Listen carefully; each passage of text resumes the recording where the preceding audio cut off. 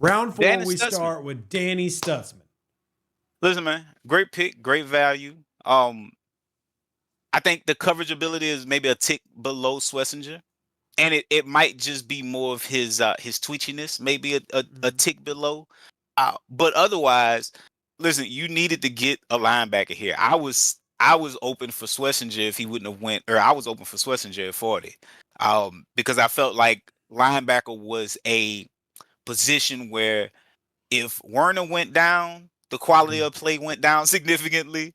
And if Davis went down, the quality of play went down significantly. Yeah. Adding someone like Stutzman, again, theme with this draft, raises your floor. You get an injury.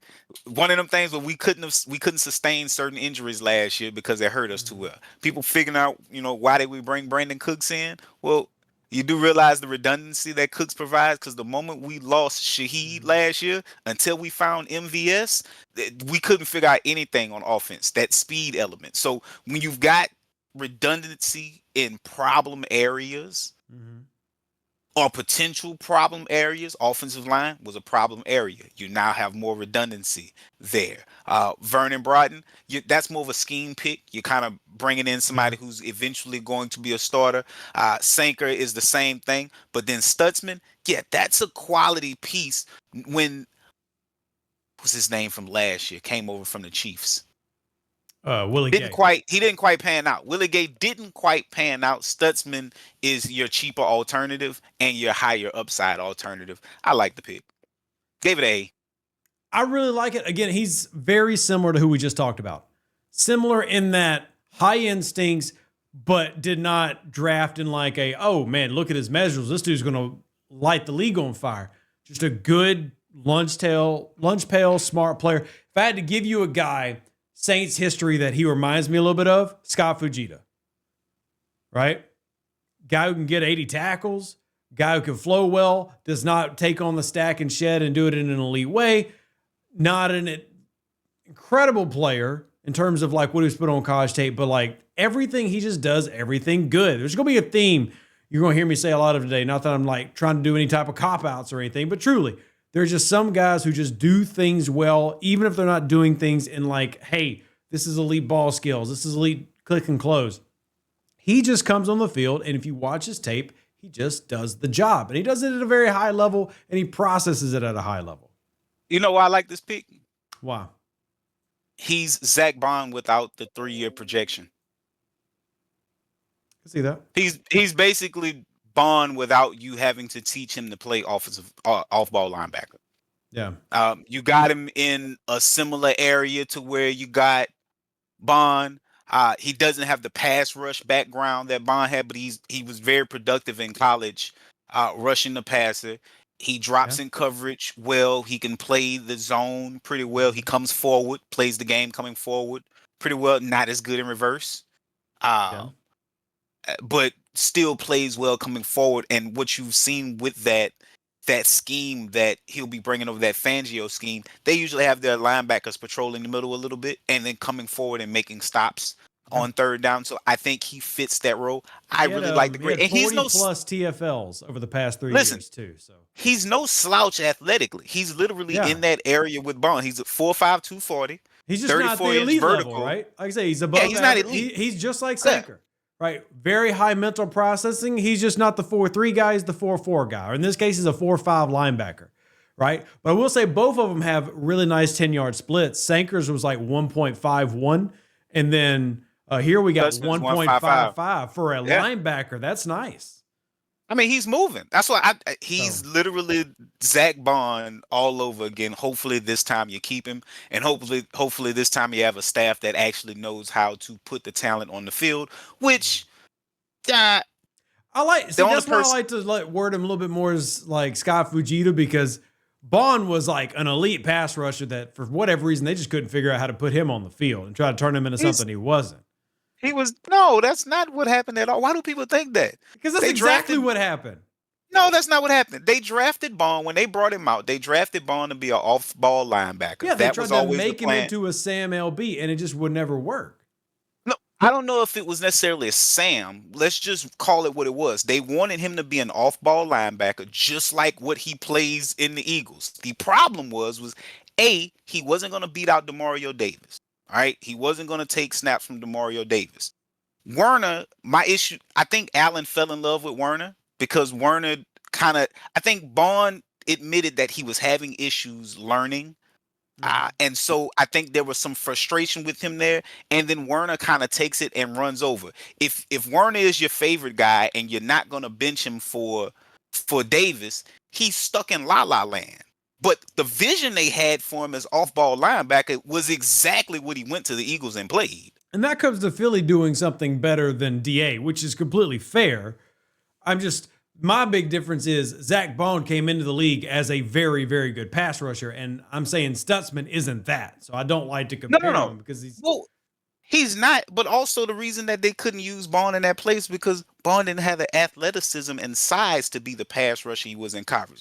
Listen, they're the exact same size. Bond was 233 when he came out, about 6'3", had 32-inch arms, didn't have any explosion in him, short arms. We can't play you at pass rusher down to down. I don't care how good you were with it in college. So the projection for him was always off-ball linebacker. I agree we about just that. did a terrible job at actually getting him on the field.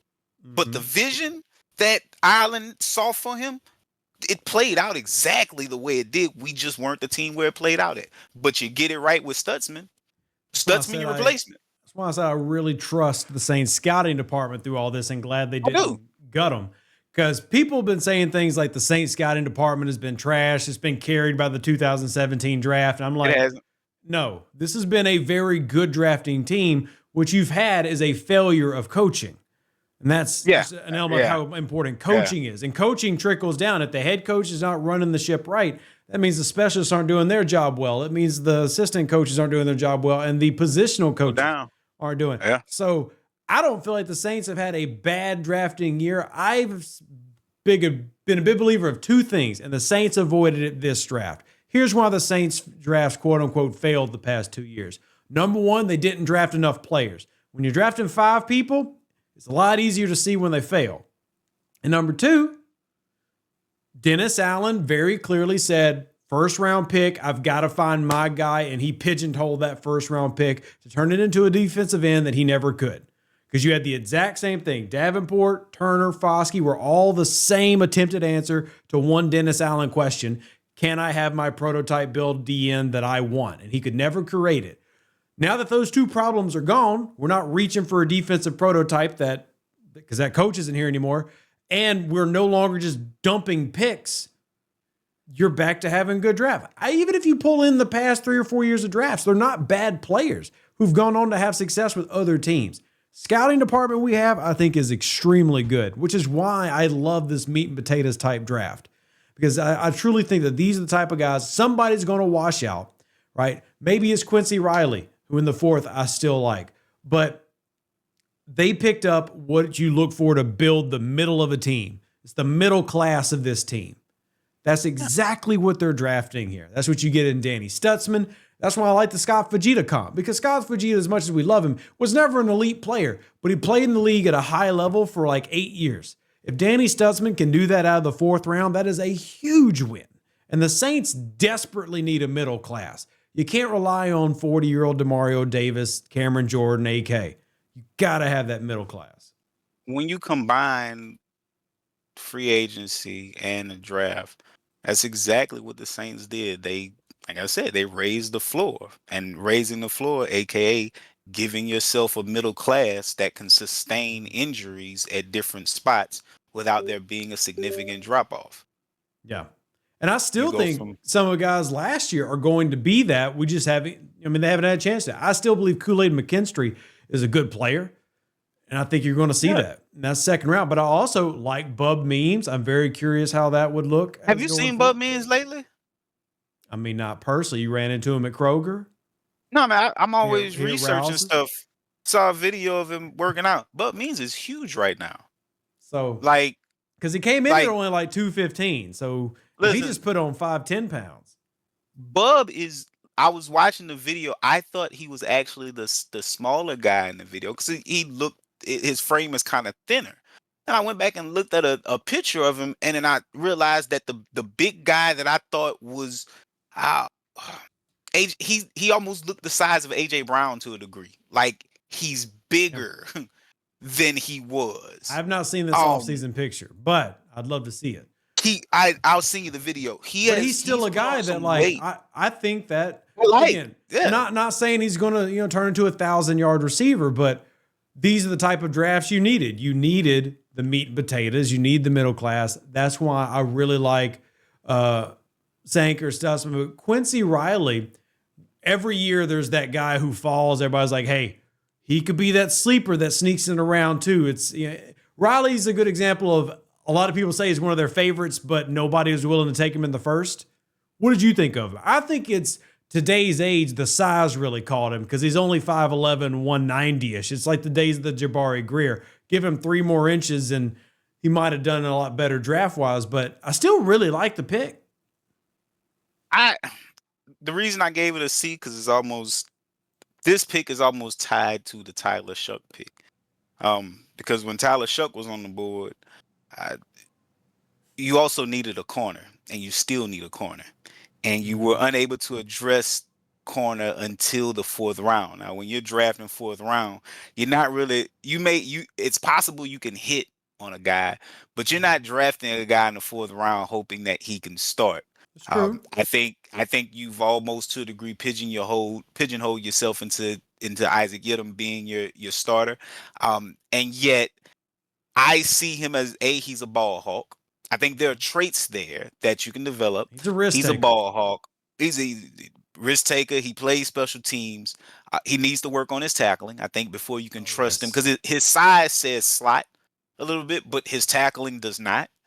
And so I think he needs to work in on special teams.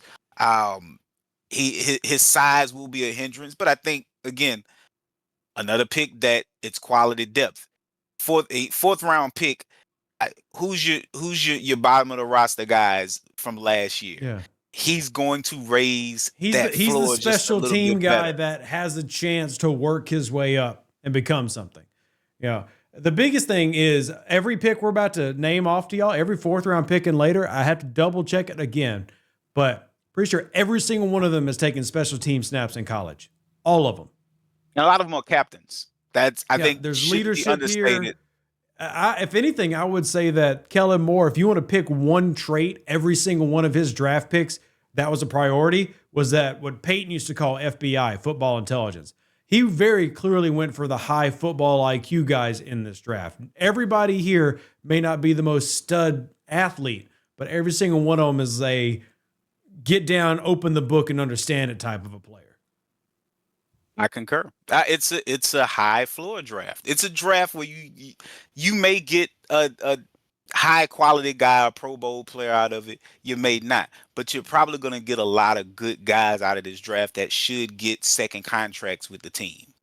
They may not garner $13, $25 million a year on their contracts, but there'll be guys on the team that hopefully you don't draft, develop, and then watch them go to other teams like you've done over the last few years. So I gave it a C, but only because you still need a starting corner here. I agree. Now, if you give this next one a C, our friendship ends, because this is one of my favorite players. And as I just said, every year there's an analyst who talks out of his rear talking about this is like one of their favorite people when he falls in the draft. This is one of the ones for me. I actually loved 2 guys from Kansas. Shout out to Ross Jackson, who gave me a shout out on this one. I love DJ Giddens out of Kansas State, who went in round 5. And I loved Devin Neal. Devin Neal, either one, super happy. But I love this pick. And I'm going to go ahead and, you know what? We haven't been doing the podcast much anymore, so I'm allowed to come out with a hot take. I believe Devin Neal is going to take a similar role that you saw with Ingram to reinvigorate AK's 1-2 punch, to help push AK's career several more years. I know I'm saying something ludicrous about a guy who got drafted in the 6th round, but if you look how he plays, very similar to Ingram. He is not an elite guy. He's a 4-5 runner. Mm-hmm. Great zone, one-cut guy. Also, very good in terms of pass pro, from the jump. Not a lot of college running backs have that. That's a huge one. He comes pro ready. He just doesn't come Ashton pro blue chip. He comes ready to lunge pail his way into the NFL today. And that's what they need, because they don't need a superstar running back. They have one, because I think AK still has superstar years left. But what AK has needed is a reliable second puncher. And you're getting a 5'11", 215-pound bowling ball who always falls forward, always gets the extra yard, and does the gritty stuff, but still fits AK's style. That's what made Mark Ingram's combo so great, is they were the same style runner. AK just had elite potential, and Mark was a little bit more of the bowling ball guy. But they ran the same thing. But the past couple years, you've been fitting it with guys who were not AK. They were big 230-pound running backs who run gap systems. You just found AK's other half. The guy who can spell AK without AK coming off the field and them going, oh, whole new playbook, because that guy definitely wasn't that guy. No. And what Devin Neal does, watch that game against Colorado where he takes a swing pass out into a wide receiver screen and goes for a tutty. Watch him do a split zone run for a tutty against Buffalo, or watch him against BYU. None of it screams this is the best running back in the draft, but I love it so much for the Saints. Gave it a B. Would have been higher. Only reason it's not high because the only thing missing from that running back room to truly complement AK is you need a little bit more speed. And I think that was speed. Something he's very almost Darren Sproulsy when it comes to know. Speed. Feet move and I fast. Think that, I think what I saw with the Eagle system last year is it wasn't just that Barkley was hitting off these runs. It was him turning runs that could have been 10, 15 into like 35, 40 and then breaking off. And we have a bunch of runners that are 4-5 guys. Alvin was a 4-5 guy when he came out. He's gotten older. The long, 50, 60-yard touchdowns have decreased. I think the truest compliment to him probably has some 4.4 speed, that's the only thing that keeps me from giving it an A, because he immediately puts Kendre Miller on notice. I still like Kendre's upside. I still think Kendre has some potential to add a lot to this running back room. But Neal puts pressure on him immensely. I would say heavy pressure. Because one thing that Neal has, and again, I've quoted a lot of the Colorado game. Y'all go watch it for yourself. He comes into the league doing two things that Miller did not come into the league doing as well, in my opinion. Number one, blocking. And number two, pass catching. I think Miller looks good as a pass. I don't say Miller looks bad, and I know Peyton's gone, and some of my glory days are still trying to trickle over here. But I'm telling you, because I asked you before the show, you didn't watch that one game. And I know one game is only one game. You don't build a scouting report off one game. But go watch him against Colorado. I'm telling you. Because you're seeing him used in a way that I think Kellen Moore is going to use him. Mm-hmm. In space, a lot of the zones, split zone reads. And I also check out Iowa State tape, just rattling off the ones I watched for those listening. Watch the BYU game. And I just think, and again, I'm hyping up mostly because this is a compliment to AK. Like, if AK wasn't here, I do view this much differently. But just like Mark Ingram in the rookie year was better than AK, but you watched AK and you went, oh, AK is going to be way better than this. It's got to get there. That's what you're giving AK again. You're giving him his Mark Ingram style guy, because he can do every play as AK can, just not as the same elite way. He's going to help you prevent AK from taking 25 snaps a game, but the playbook doesn't change at all.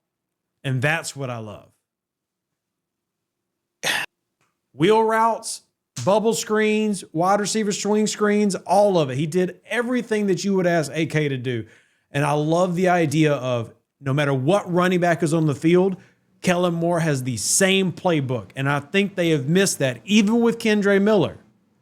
And I hope Miller can, I'm not an anti-Miller guy at all. I actually like Kendre Miller.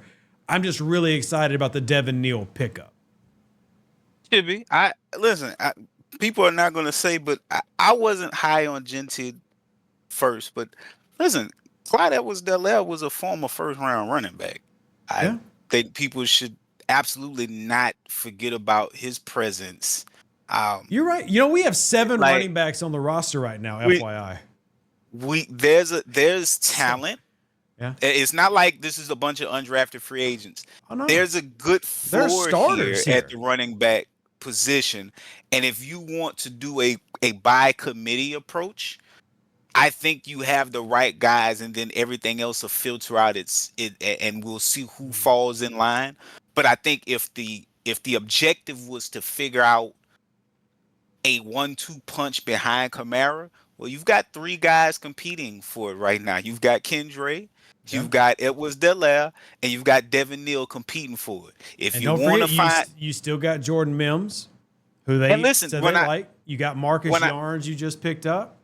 So, the floor has been raised. It's another pick that raises the floor. It adds to the room. It helps to resolve a potential question that you have with how do we keep Kamara fresh? How do we not run him into the ground? How can we use him more in other spots on the field because we can trust our runners to block and do things that at the current moment only AK is the truest threat to do it.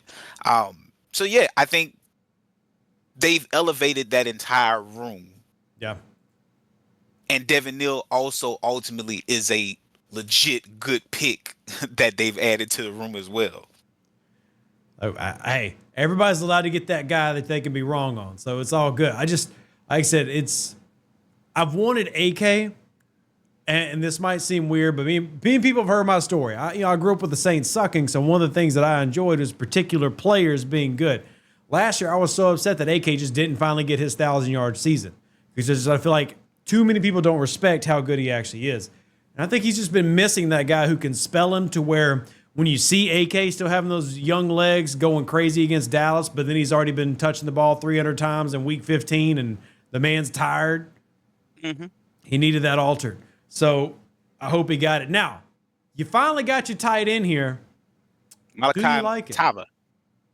Listen, it's going to be a redundant word. Hard to dislike something when you draft in the 7th round, right? I mean, Going to be a redundant word. It raises the floor, and it gives you a different body type from Dallin Holker last year.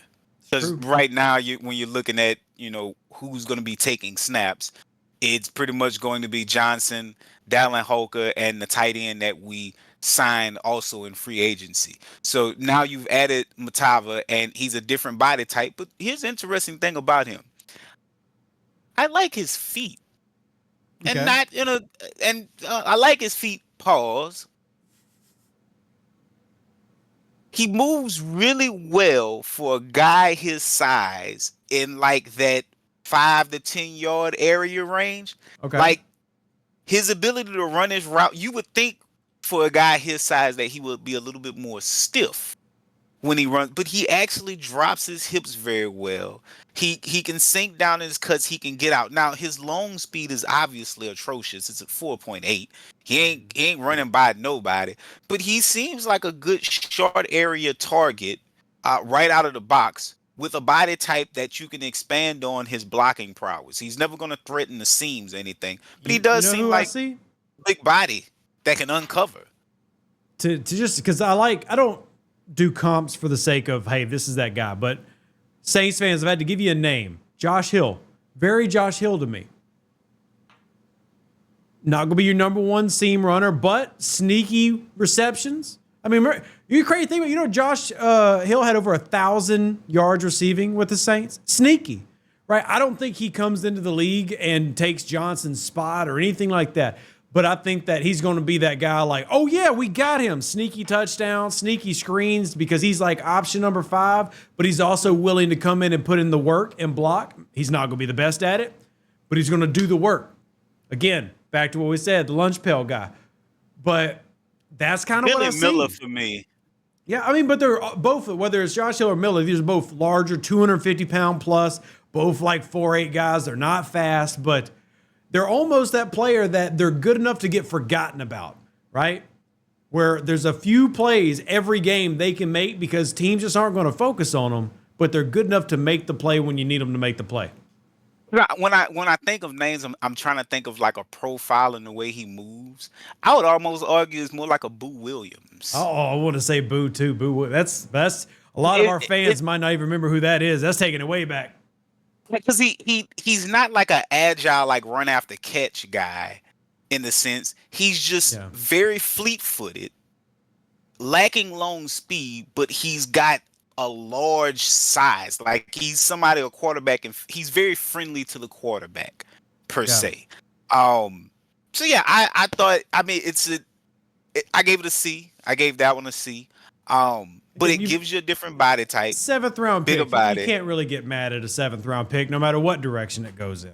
But I will say this Yeah, yeah. about the fleet footed, because the next guy was actually one of the ones that you picked about liking as a sleeper, but both of them run a 1.6 10-yard dash, even though the tight end ran like a 4.9. They both ran the identical 10-yarder.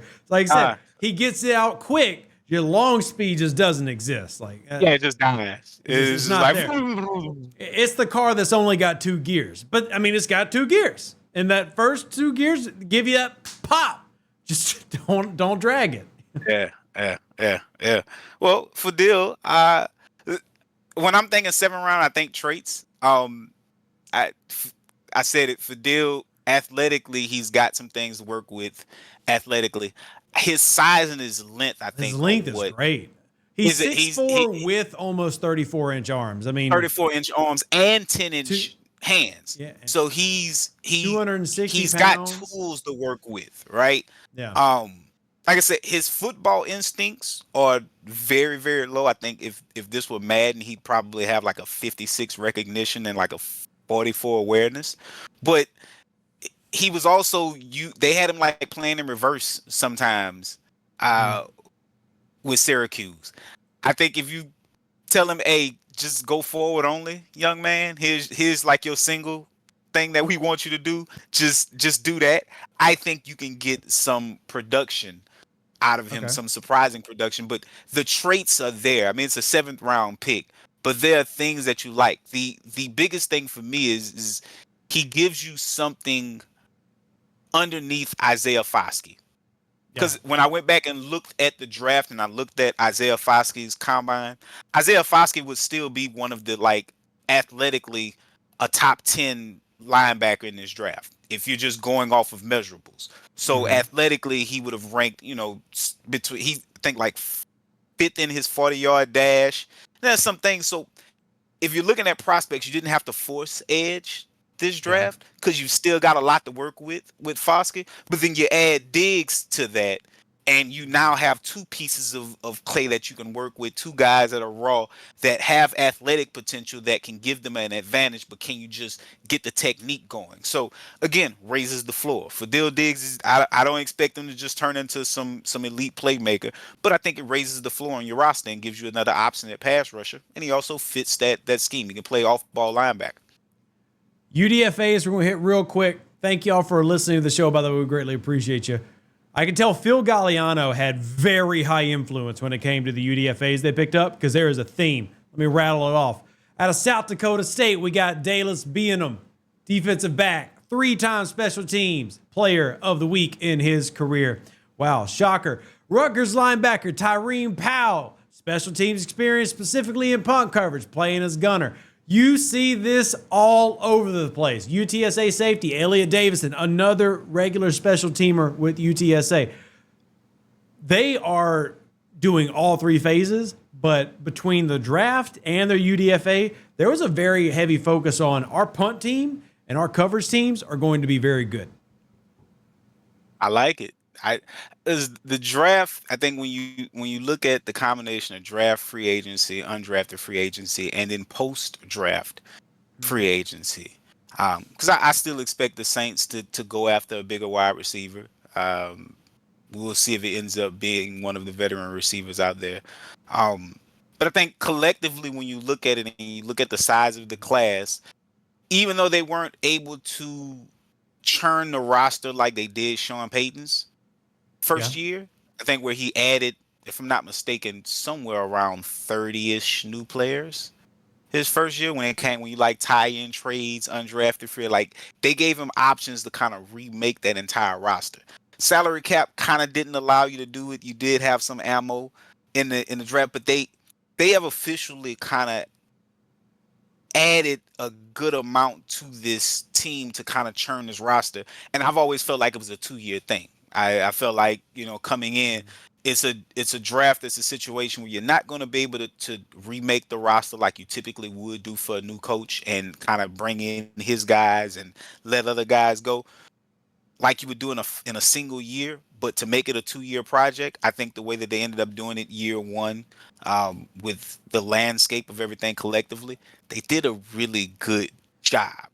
Then you just sit and lean on, can this coaching staff, minus the injuries, if we can get better injury luck and then better coaching, yeah, with this team, we should be able to compete in the South.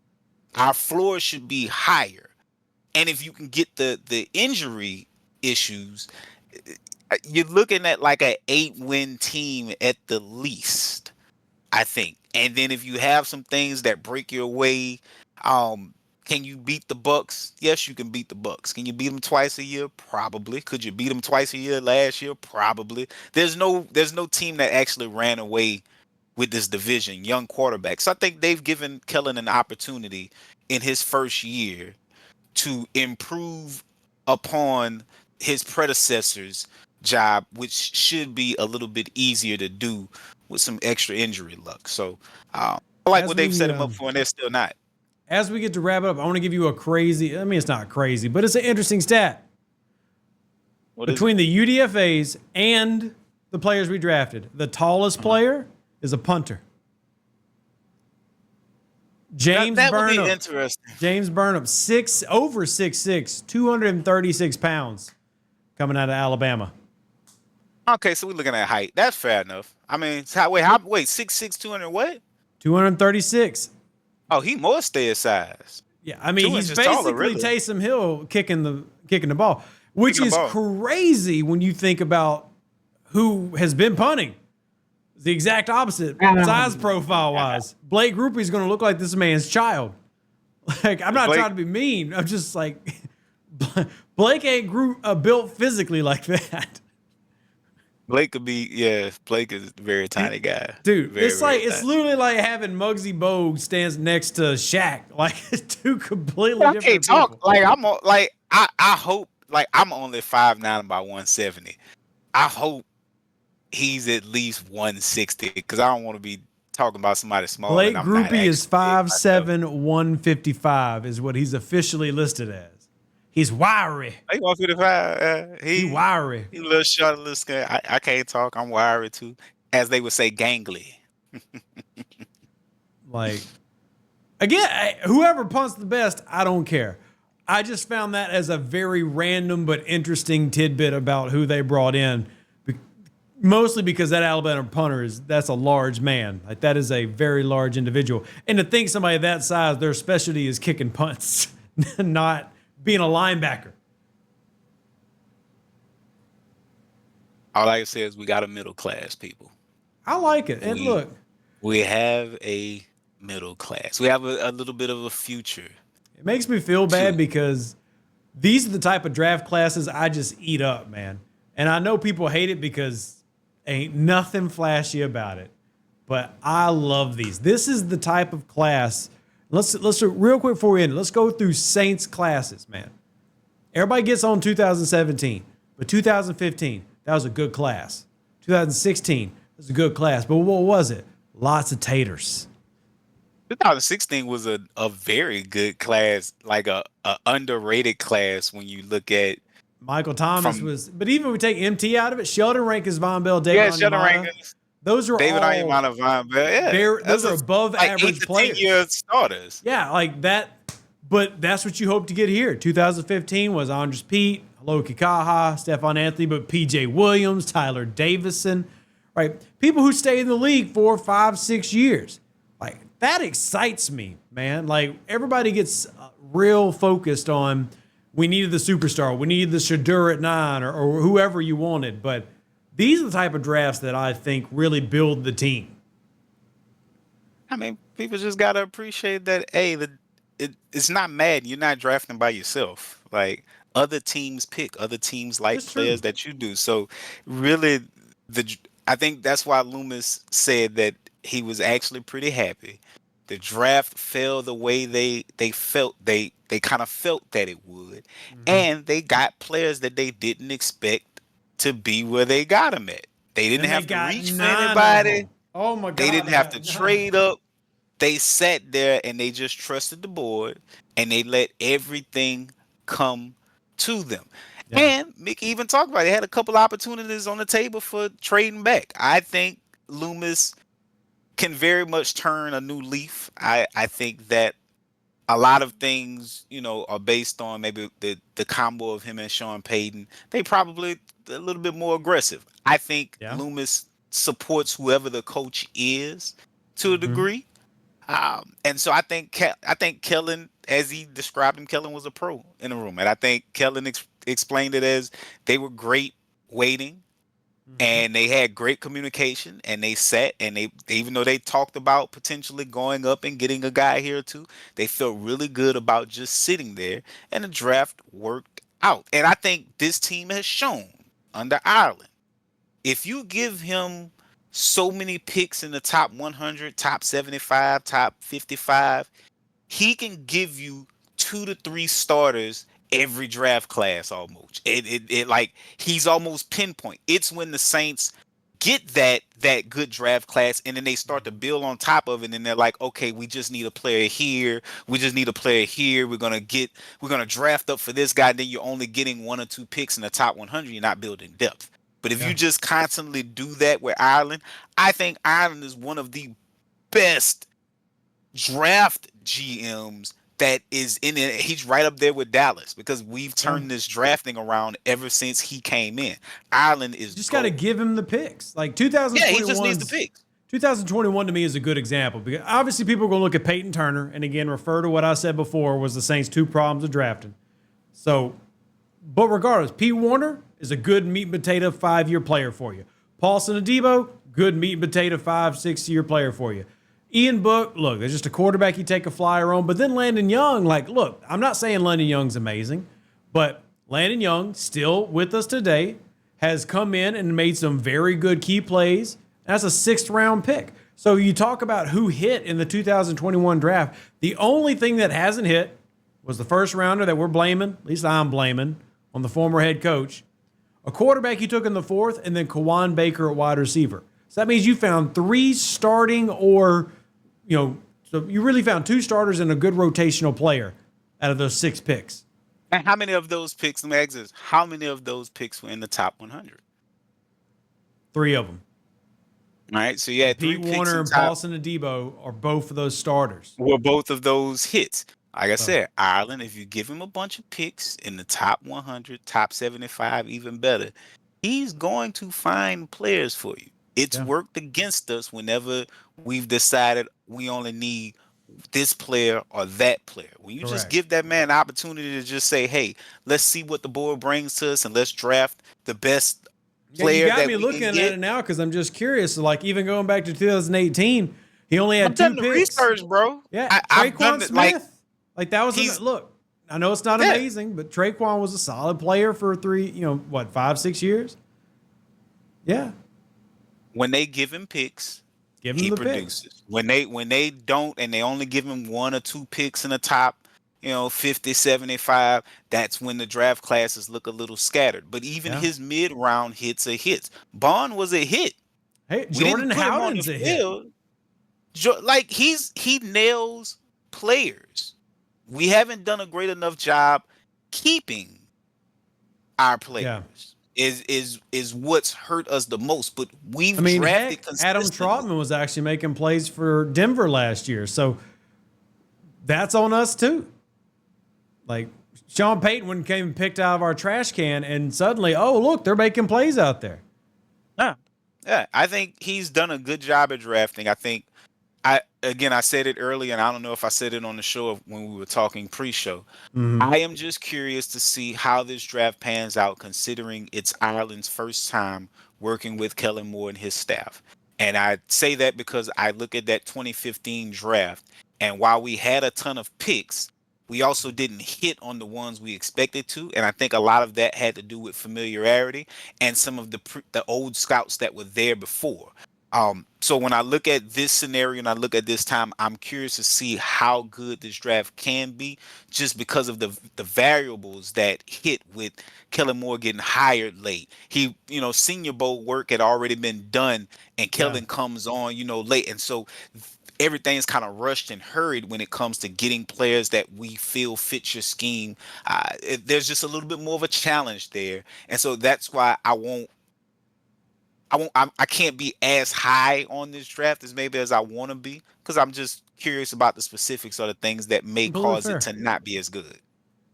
Well, look, guys, we'll wrap it up. We're going to also do an episode getting Elias's thoughts on Derek Carr. We're going to do episodes talk about Atlanta's draft. And look, I hate to say it, but I really liked Atlanta's draft, even though it was only 5 players. And heck, if you draft, again, 5 guys in the top, or what, And I 4 hope guys in the Terry top hit. 100, they better hit. But we'll say this, Falcons fans, y'all got to quit spreading that link of Walker going against Banks acting like y'all won that rep. That's kind of wild. Like, y'all got to at least do some tape on it. There's plenty of good tape about Walker. Y'all don't got to try to come over here because that man got shut Listen, down. that was a 5. That man held the ball for 5.5 seconds. Yeah. I hope Yeah. Please let that a Banks do defensive that end every could rep. get, you know what I'm saying, like 5 seconds, 5.5 seconds. He held that ball. It's Quinn Ewers we're talking about here. 5 Yeah, seconds. that dude, talk about pocket presence, not being there. But anyway, yeah, good doing yeah, some shows. We like it. I enjoy it. I didn't expect we would actually go an hour, but yeah. Well, the folks who are listening, this is episode number 2, and we've enjoyed y'all being here. So Yeah, we did.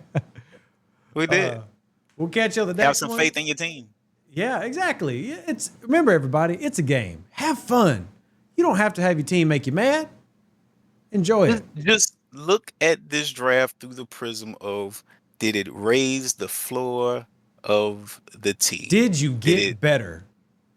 And the answer has got to be don't yes. look at it.